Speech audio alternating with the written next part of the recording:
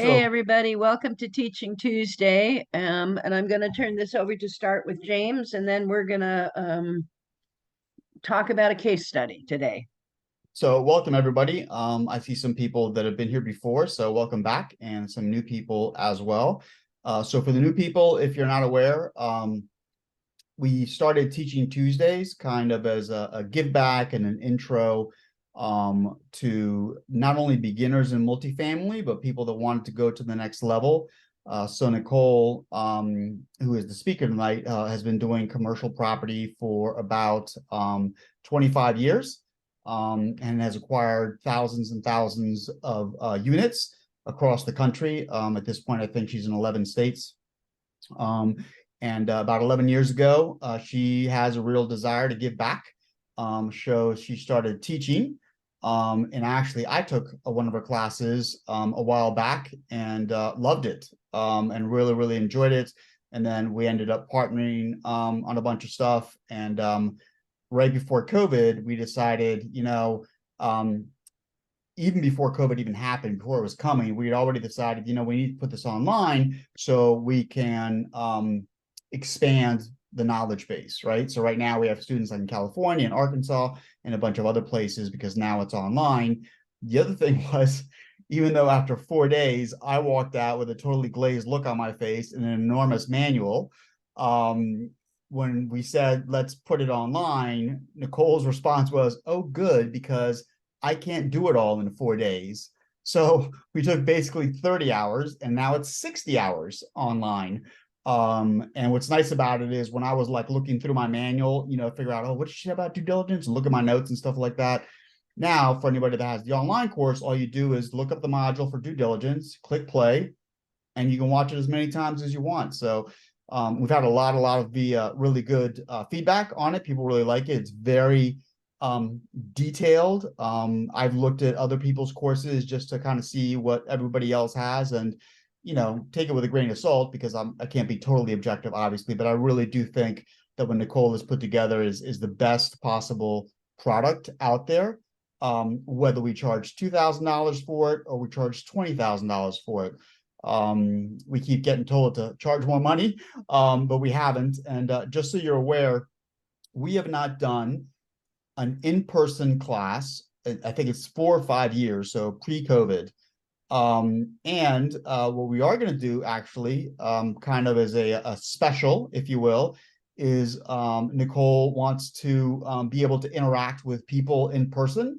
So she has very graciously offered to do a 4-day class, which again, we haven't done in 4 or 5 years. So it's going to be November 2nd, 3rd, 4th, and 5th, right in Baltimore at a conference center. And what we decided to do was not sell it separately, but basically kind of add it to the standard price. So the usual price for the course online is $2,000. And if you sign up before November 2nd, then you can also come to the 4-day class as well. So she enjoys talking to people. I've always enjoyed watching her live. So I'll put a link in the chat a little bit later. So if you have an interest, feel free to click on it, or reach out to me if you have any questions or whatever it is, and we can kind of go from there. So I've talked enough, I think. Nichole, you want to go? Yep, I do. Okay. Thank you very much. That was nice. So this week and the next 2 weeks after this, we are going to sort of break down a property that we bought. Oh, probably it was a number of years ago, but I think there's a lot to learn from it. So this week we're going to talk about this property in terms of marketing, how we found the market, um, and acquisitions. Next week we're going to talk about how we raised money for this deal. And then the following week, we're going to talk about managing the property and disposition. Now, the first thing I want to say is that this is a number of years ago that we bought this. And so the numbers are surprisingly cheap for today's prices. I picked this property for a couple of reasons. Number one, and the truth is that for the last number of years, I haven't used other people's money. I've self-funded the deals. And so I wanted one where you could go back and actually talk about doing a syndication and raising money through a syndication. I also wanted one where there is some good, bad, and ugly. So that well, I think there's a lot of interest in hearing all these properties that, the good stuff and all of the things that, all the money made and stuff. I think there's as much, if not more, to be learned by the things that didn't go well, by the lessons I learned, and what we did about them. So there are a number of those in this property. So I think it makes a pretty decent case study for kind of all of those reasons. And so I haven't got a lot to talk about in this first, I think we only have 3 or 4 slides. And so I'm leaving plenty of time for questions about finding your markets and acquisitions in general. And so I hope that a lot of this can be kind of, we can have an open conversation and we can ask questions and have dialogue and stuff like that. So one of the things, this property is actually in Florence, South Carolina. And one of the things I always do and talk about is one of the first things to do when you are getting ready to move into this is to find 3 or 4 markets that are of interest to you, that look like they may be good potentials for buying, and then to kind of cast your net across those markets to see if you can find a good deal in one of them, 1 or 2 of them. And then you sort of start building out your footprint in that market. But the first thing to do is to try and find some markets that look like they are going to meet some of your criteria. And so some of the criteria I was looking at, and one of the reasons we picked Florence, was that there was a lot of new businesses coming into the area. Now, I don't know if you guys know where Florence is, but it is right on I-95 South. It's about halfway between New York and Miami. And that goes 95 goes north south, and it's also on I-20, which goes east west. And so it is in a big area, big corridor where there is a lot of traffic.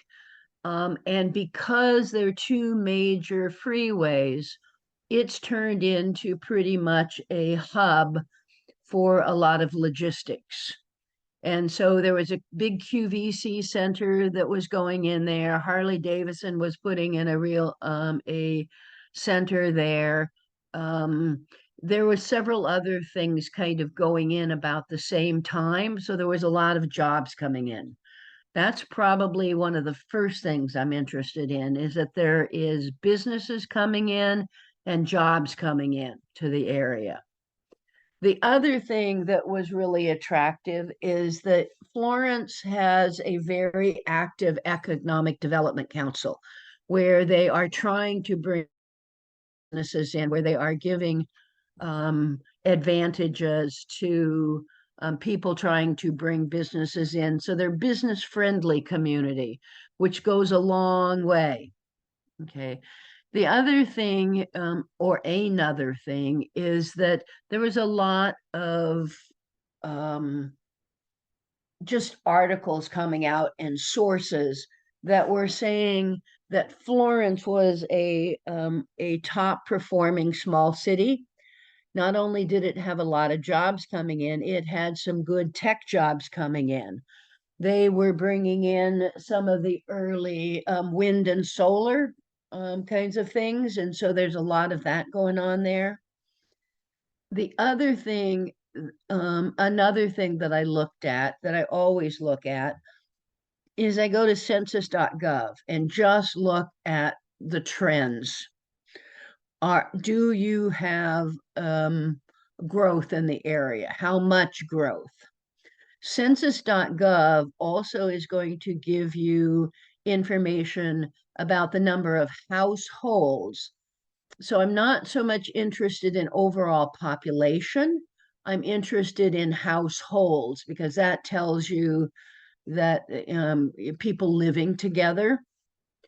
And of those households, census information gives you information about the number of rentals versus homeowners.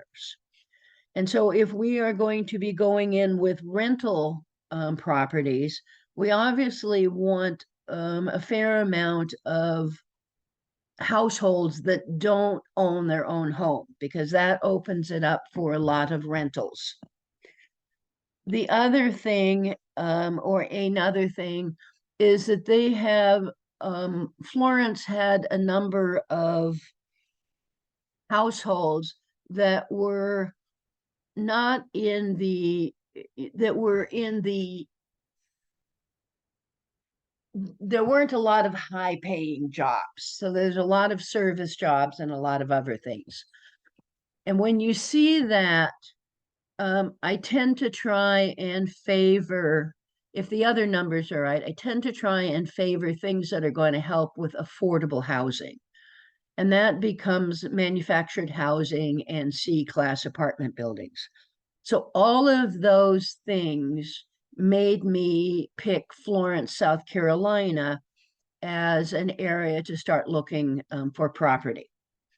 And about the same time I was looking in Florence, was also looking in central Georgia, and we found some properties there too. So that's kind of what I went to identify the markets I wanted to look in. So now I need to go find properties in that market. And so here's kind of what I did to try and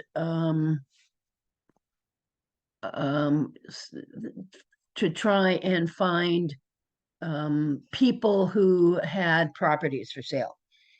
Well, one of the things is that my preferred method is basically, I have three preferred methods to try and find properties. One is through realtors and brokers, both commercial and residential. The second way is through apartment owners association / property managers, because they're going to be aware of what's going on in the area and what may be for sale or trade. And the third area is kind of buying a list of, for, in this case, manufactured housing, and sending letters. You can also look through things like Crexy. It used to be LoopNet, to find for sale by properties that are listed for sale by owner and those kinds of things. So what I actually found, so I started calling around for brokers and stuff, see what they had. And understand I'm saying brokers, realtors, because in the commercial real estate world, people generally don't share listings from one brokerage to another. A lot of these listings are kept in-house and they offer them to their clients. And if those clients don't want them, they are going to be offering them to other realtors, brokers in their office. And if they don't want them, they're going to send it out to others. So the issue is you have to be dealing with more than one broker realtor. And I happened to stumble on to this, and I think it was because I'm trying to remember, but this has been a few years ago. But I think I found a property listed on LoopNet, a small property that was listed by this realtor whose name was Gear Ward. Now, he is a residential realtor that I found out. But happenstance was his family has been in the PD region of South Carolina for 250 years. And there isn't anybody he doesn't know. And I do mean that. Anybody that's been around a while, he knows, and he knows everybody who's doing everything. And so he actually knew several people who had things that they were looking to sell. One of them was this mobile home park that we ended up buying. And it was and so this was not a listed property. This was a pocket listing. Pocket listing means that it isn't out there, not everybody sees it's in somebody's pocket. And so he introduced us, and we started kind of working through the process of a letter of intent, which says, I'd like to buy this, and here's kind of what my terms would be. And then he took that to the owner, and we went back and forth for probably 2 to 3 months before we actually had a contract. He also knew some people who had some apartment buildings in Florence. And so we were looking at 3 or 4 properties, and I think we finally settled on this mobile home park in Lake City. So if you kind of look at this, the homes are older. Now, remember, again, we bought this probably 10 years ago, if not more. The good thing is that streets are paved. The bad thing is if you look at some of those mobile homes, they don't have underpinnings, which means siding on them. So this was a distressed property. It's 138 units. Was about 50% occupied. And then what this looks like, when we purchased it, there were 78 homes in the property, and the rest of them were vacant. Of those, 50 of these homes were owned by the people living in them, and 38 were park owned, right? So we settled on a purchase price of $450,000 cash. It had to be a cash purchase because of three things. Number one, your mobile home parks, manufactured housing communities are not the favorite asset class of almost any lender. The second thing is this property was only about 50% occupied, and some of the homes were not in great shape. So it is a distressed property. And so finding a lender to lend on that just was not going to happen. So it had to be a cash purchase, and we had to bring in some money to fix up some of these homes and get some other homes in, right? So I want you to understand that if we're buying it for 450 and we actually brought in another 150, so we actually borrowed or found a partner with $600,000. And so when you have that kind of money, and you don't have a loan on top of it, then you have to have the numbers working well enough that investors are going to be able to get at least an 8% return on their $600,000.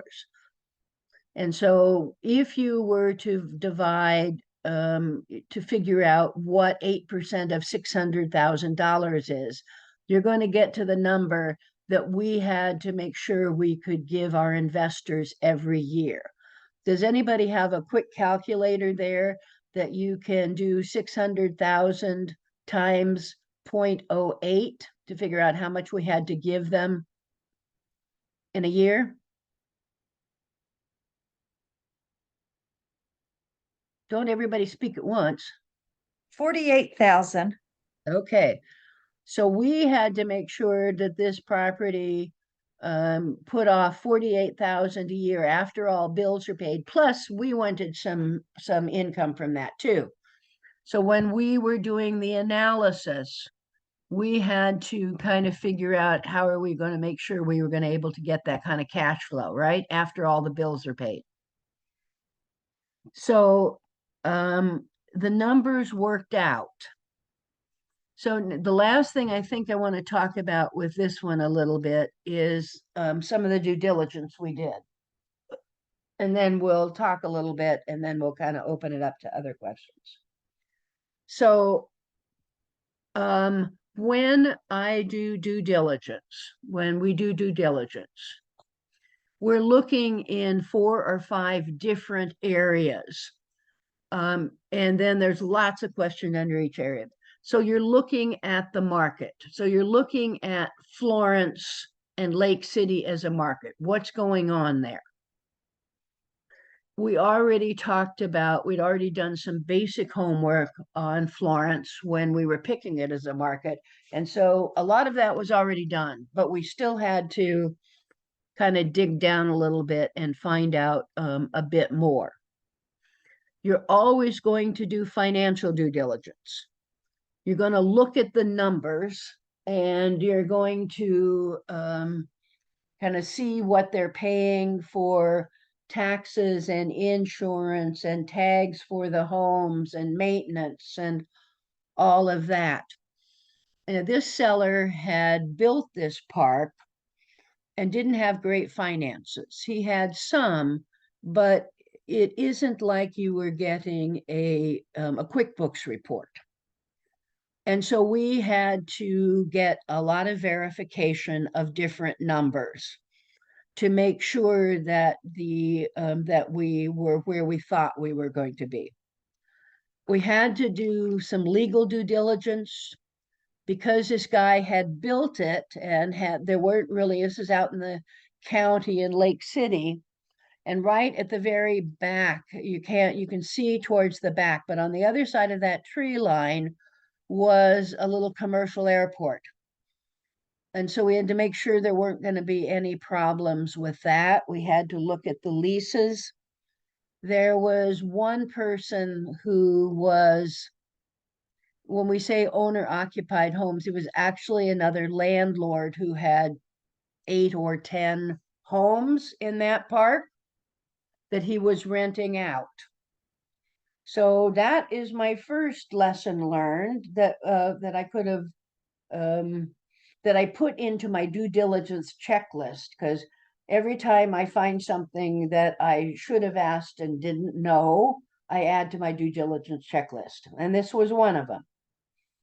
This guy had, I don't know, 8, 10, 12 homes that were rentals. And so you're always at risk then of them picking up those homes and moving them. And that is in fact what happened. He bought a small park not too far away and he moved those homes out.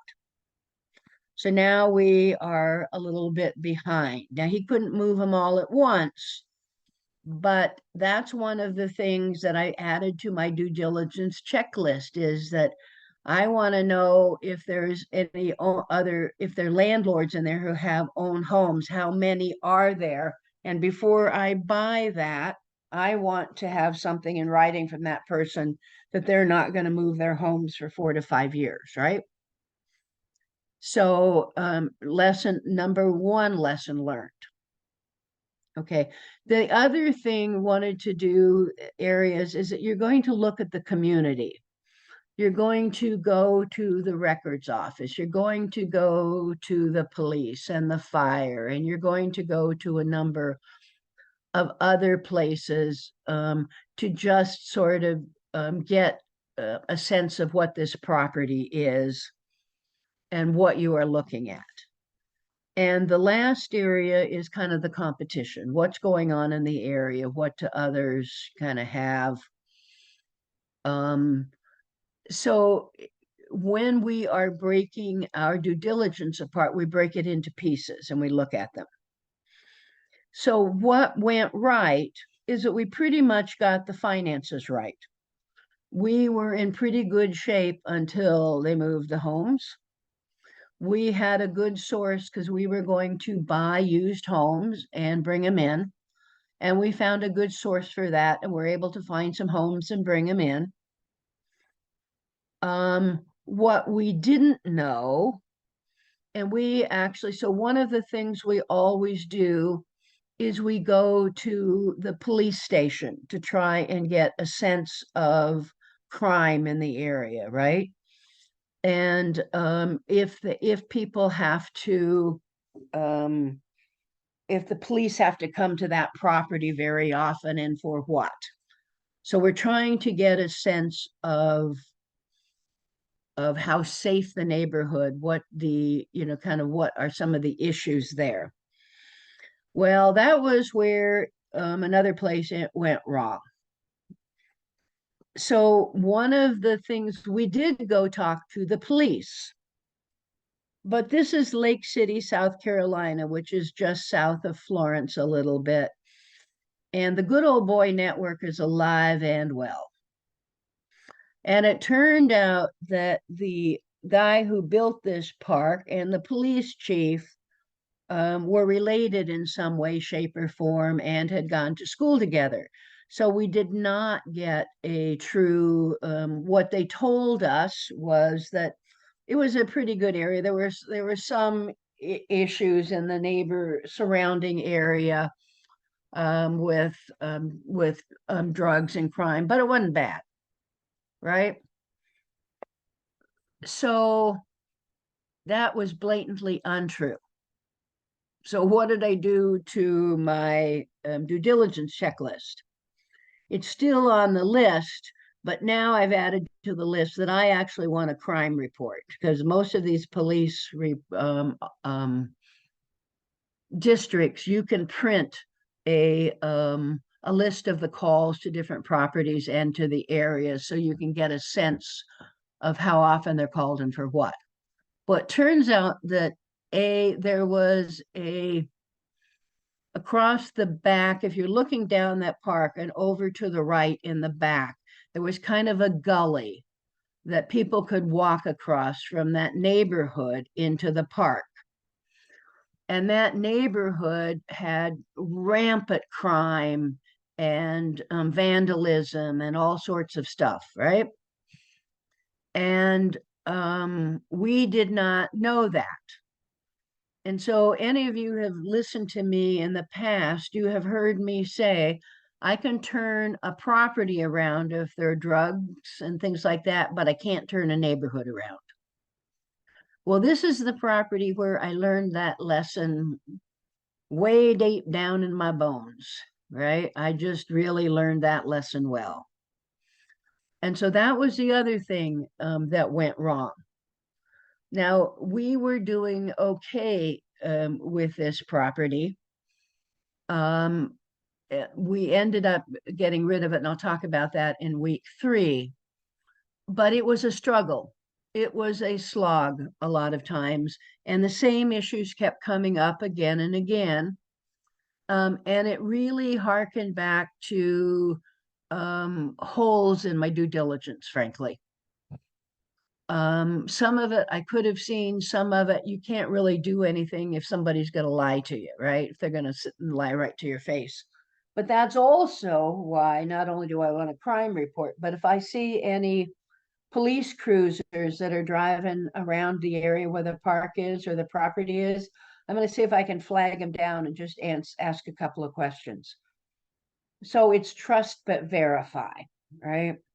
So it was the good news is we bought it for a really good price and we had some extra money to invest to try and bring it up. The bad news is that one of our big the guy who owned several homes in there moved them, and the other thing was the crime in the area. So that's kind of what I want to highlight here about this property and acquisitions. So the other thing I just want to come back here, and most of you have seen this before, but I'm just going to kind of hit a couple of bases here, is that if you want to know more about what we're doing and kind of all that we teach, we've done kind of a free webinar. It's about 2 hours long. It's Passive Wealth Webinar. And if any of you are interested in this class that James was talking about, if you go to our website, which is passivecashflowforlife.com, you're going to find that the price of this course, the online stuff plus the free face-to-face class, is just under $2,000. If you go to this webinar and go to the end of the webinar, you can get that for about $1,500. So you get $500 off, 25% off. It's the only place you're going to still find that kind of deal for that. If you have questions, please email us at support@passivecashflowforlife.com. And we have a YouTube channel where we post all of our weekly Teaching Tuesday calls and other little things that we've done. This class will be up on Thursday or Friday, up on the on our YouTube channel. And you also see a playlist for all the other classes we have done. And I'm going to turn it back over to James here to kind of wrap up, and then we'll take any questions that people may have about anything related to acquisitions or anything else. That was awesome. It's funny because I don't know. I guess we got a couple of students on here. I've always wondered, the due diligence checklist is 26 pages long. I mean, there's a lot of stuff on there. And you always wonder, is like, where did a lot of this stuff come from? And not that you have to use all 26 pages when you buy an apartment building or a mobile home park, but you do kind of have to review it and kind of pick and choose what to look at that is applicable to the property you're looking at and what you're not. So I did not know that you can change the property, but you can change the neighborhood. Kind of came out of this whole project here. So that's pretty interesting. In terms of the class, again, I put the links up there, and the links are also on the slide, as well as I think someone had asked, who was it? Lena had asked about the YouTube channel, so I put that up there as well. And yeah, the YouTube channel not only will have this one, but it has everything from Teaching Tuesdays on a playlist since we started this whole project back in January. And I just can't encourage you guys enough. I thought that's how I started myself, was with a live class. Nichole is an amazing teacher. There's a ton of information. And, if you kind of want to slingshot yourself into the field a little bit faster, that might be a way for you to do it if you decide that's what you want to do. So any questions? You can either put them in the chat, or it's a small enough group you can unmute. And I am going to stop sharing my screen so I can see everybody on the line, but please, we're really trying to have this become a community where people can ask questions and we can just have conversations a little bit. So please come forth and ask any questions you may have or make comments. I'll jump in. Thank you so much. You. Yeah, as always, great information, wealth of knowledge. So my question is this: you mentioned earlier that when you look at an area, you like to see that it has a good mix of. You look at the census to make sure it has a good ratio of household to rentals. What kind of ratios you looking for? If a place has, now understand, I have a tendency to not be in the primary markets in the big cities. I'm in small secondary and tertiary markets, particularly now. And so 25, at least 25% to 35, 40%. I would like to see people not having their own housing. It's going to be higher in the big cities because the price is generally higher and there's a lot more rentals. But I need enough that I'm pretty sure that there's a need for rentals. And one of the things I think I have learned, and I've talked about here before, is that even small tertiary towns where, have 25, 30,000 people, most people are going to walk away from those because they're so small. But there is a real dearth of rental housing in a lot of those places. And so the rentals are almost always full. And so I don't walk away from those really small markets as long as the census.gov information shows that that there's a need for rental housing, that there's still a big number of people who are in rentals and are not homeowners. Wow, excellent. Yeah, I was gonna ask you to expand more on the secondary and tertiary markets. So you would go as low as 35 to 30, 25 to 30,000 population. Wow, that's I sure do. In fact, in this properties that I bought, I bought a Western portfolio probably the end of 19. It was 20 properties that were REOs and short sales. Mhm. And a lot of the reason that other people hadn't picked them up is that there were properties in places like Cody, Wyoming, and Dillon, Montana, and Grangeville, Idaho, small areas. And those places stay rented. Now, the rents aren't as high as you have in the bigger towns, but they stay rented. And so, and because I'm still buying on an income approach, basically they still make money. They still make me a good cash on cash return. So the older I get, the more I appreciate small markets, to be honest. And do they stay longer? The tenants less turnover Yeah. or what? Yeah, the tenants do stay longer on average, although I have to say I haven't owned Cody and Grangeville and Dillon long enough to know. But I also have properties in, like Milton Freewater, in Oregon and Walla Walla, Washington, and some of these other pretty small areas, and they stay rented. They do stay rented. So, Wow. but you have to treat people well. So the downside is there's a bias against big city, out of town, kind of owners. Mhm. So you have to have somebody local to try and work the local angle. And property management is always tougher in smaller areas than larger, I will say. But once you can get past that, it works. They work like a charm, frankly. Excellent. Thank you. Other questions, please? Yes, I have a question. How do you pick and choose location since you cannot be, I guess, about all of the small cities around the states? Do you have some kind of um, people who will advise you on a neighborhoods, or it's all you do yourself? Um, so most of the time when when I'm in acquisitions mode, you can either do it yourself or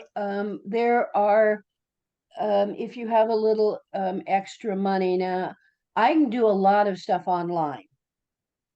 Um, you can find local property managers, you can find local brokers who can so I use my due diligence checklist to create a list of questions for brokers, for owners, for my for that my and my team are going to figure out, that I'm going to have my property management team, and I send those questions out to the appropriate people to get answers back. And then I always go visit my properties that I'm going to buy for at least 2 to 3 days before I purchase it, to really kind of go over it myself. But a lot of the work is done prior to me actually going and looking. And I can do some of it myself. I get brokers to answer questions. I get the owners to answer questions. I can get on the phone with other realtors and ask them to go get some answers to some questions. so there are actually people who own a whole lot more than me and are bigger buyers than me that will actually hire companies to go do the acquisitions studies for them. I never wanted to do that. I like to have my fingers in the pie a little bit to know what I'm buying, but I'm not one of the Mm-hmm. really big buyers either out there. Did that answer your question, Lena? Yes, it partially did, but I guess my question is, I was wondering, so I don't know from which state you operate, but when you go to different states like Montana, and Illinois, like you mentioned, how do you know which city to target in these areas?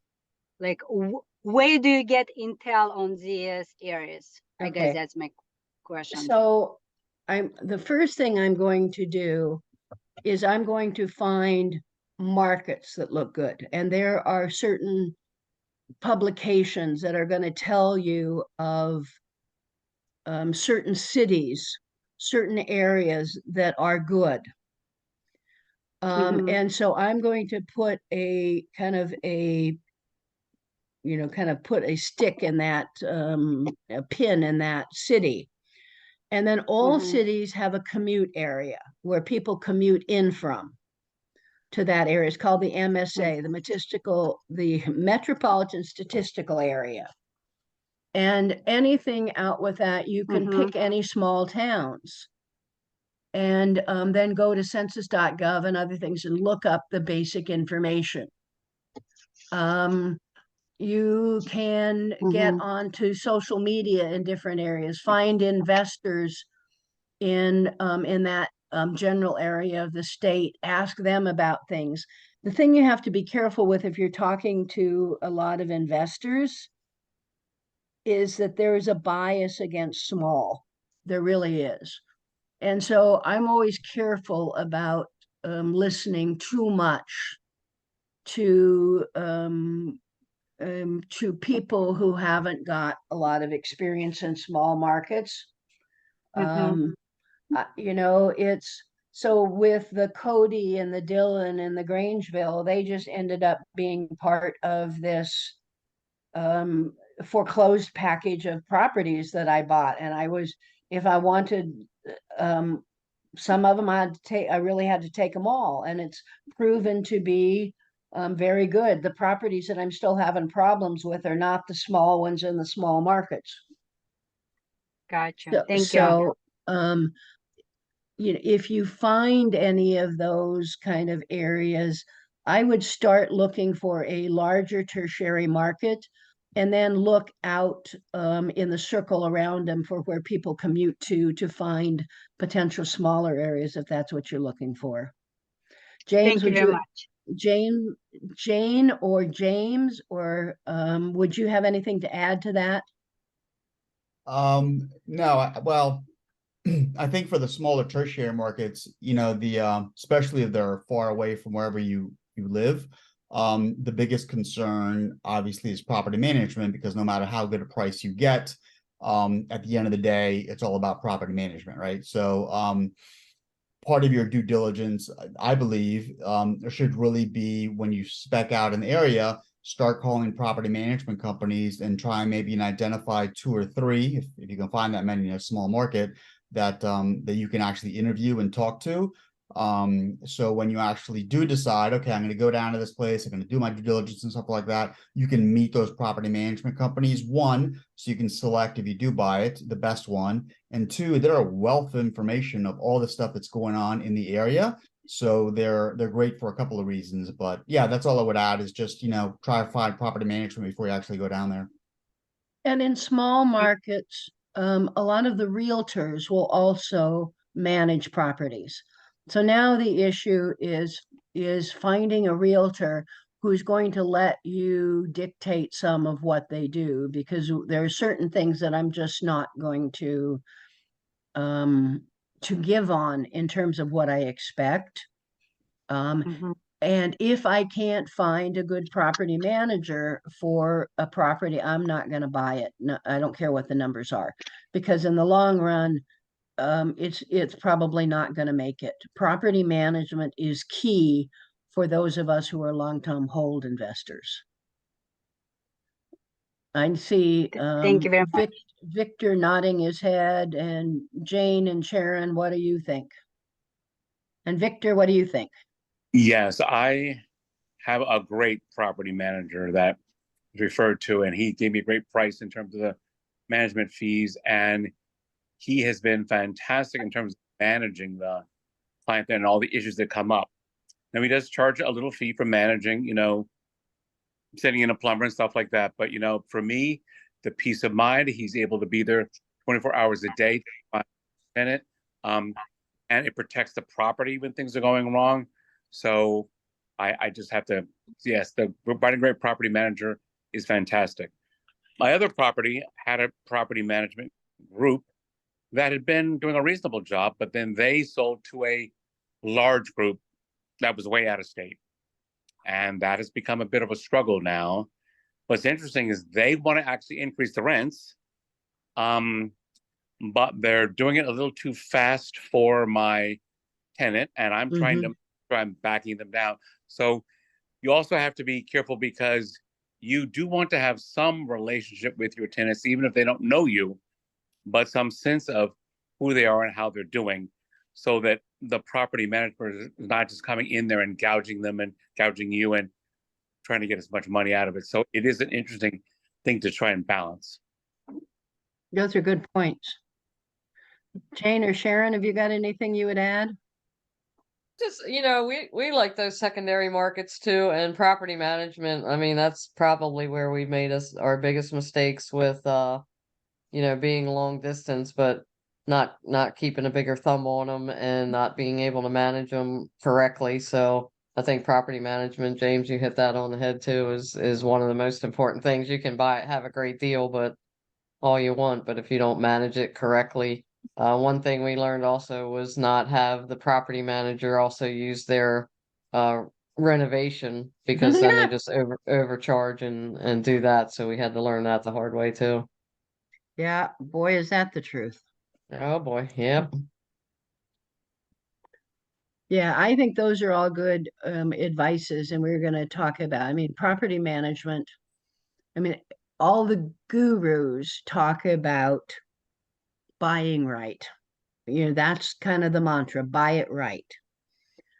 And I think that's important. But if you ask me to put them on a scale, managing it right is significantly more important than buying it right, because time cures a lot of the errors you may have made in buying. And so if you are a buy and hold investor, managing is key. If you are going to sell it after you fix it up a little bit, maybe not quite so much, but then what's key is finding a good PMP or contractor to fix it up, and you keep property management out of it. All right, other questions, please? Do you want to share what the 2 or 3 things that are kind of non-negotiables for you when you hire a property management company? Yeah. The 2 or 3 things that, because I have property scattered around 11 states and a lot of units, I need to have a way of quickly figuring out where we are on target and where we're not. And so for me, setting goals and having performance targets, performance expectations that are measured are non-negotiable, because now I can know what my percent collections are in a measure. I can know my turnover in a measure. I can know how long it takes to get kind of work orders fixed. I know where I am in my preventive maintenance. I know where I am in how long it takes to turn a unit. So I have probably 8 to 10 measures that are quarterly measures that are measured and reported, and I can just look at those quickly and see if I'm on target. If I am, the big one is the net operating income. Am I making what I'm supposed to be making on the property, what the goal is? And so it is, I also am non-negotiable, even in small properties, about having a budget and managing to the budget. Because if you, nothing is selling at a 10 cap rate anymore, which means you make 10% on your money. But frankly, if you have $100, if you're $100 over your budget in a month, every month, that's $1,200 in a year. And that translates to $120,000 in value that you have lost in that property by having $100 a month over your budget. So budget and managing to the budget, keeping to the budget is really important to maintaining the value of your property. Now, there's always going to be months when something unusual happens that you have to spend money on that's going to blow that, but it shouldn't be every month, right? Go ahead, Lena. Okay, any other questions? Yes.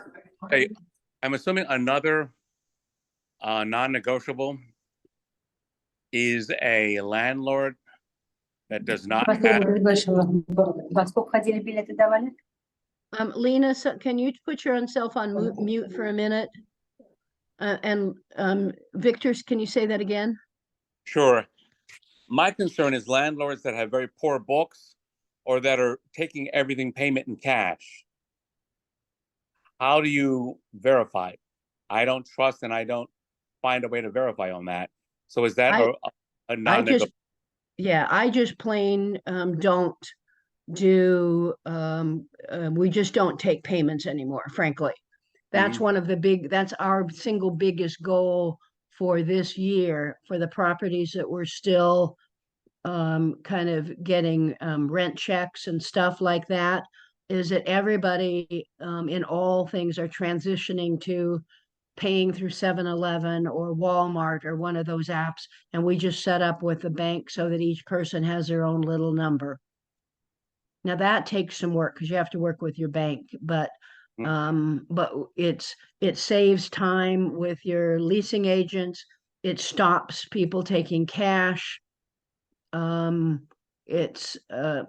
because that is an ongoing problem, how do you kind of verify that? And I have a lot of stories about how that went wrong. It's amazing how creative people can be to steal. Yes. One point maybe for a later discussion. I'd like to understand the concept of, I'm assuming you're buying it into an LLC for liability protection. Do you use in-state or are you use it one in your home state, but it's a foreign entity coming in? So not too complex to talk about tonight, but that to me is an interesting thing I'm struggling with. So in short, I always end up creating an LLC in the state where the property is, if it's going to be a one property LLC. Now, if I have single family houses, I may have properties, those units in more than one state, right? So, but I try to, and the reason is so I don't have to do taxes twice. I'm going to have to do taxes in that state, but I don't have to file as a foreign entity. I don't have to do those extra reports. Okay. So, and it makes it clear that you're working under the laws of that state. All right, other questions?